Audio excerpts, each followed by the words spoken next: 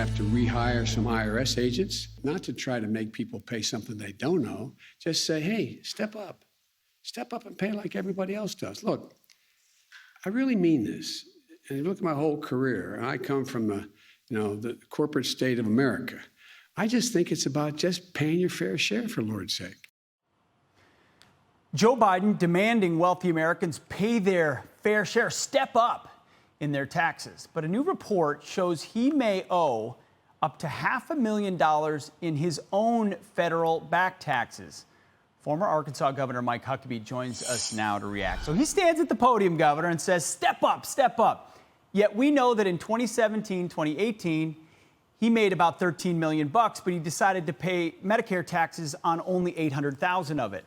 To me, that doesn't sound like stepping up and paying his fair share. Come on, man. I mean, give this man a break. He's trying to pay his fair share. He just doesn't want to pay any more than he has to. He gets to decide what his fair share is. Gosh. Yes. You know what's crazy about this is that the money that he didn't pay was money that would have gone to Medicare.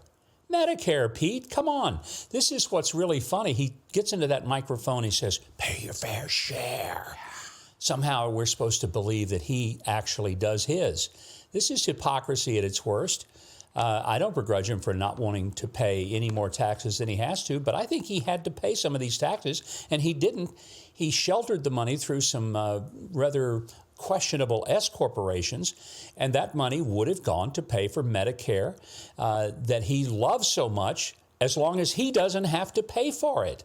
That's what wokeism and the left is all about. Let somebody else pay. And let's not let it be lost on us. This is not a man who is struggling to buy peanut butter. This is a guy who was making around $13 million.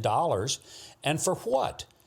He left government. You know, he has been able to do well for a while in that 4-year interim between his 45 years of government and then running for president.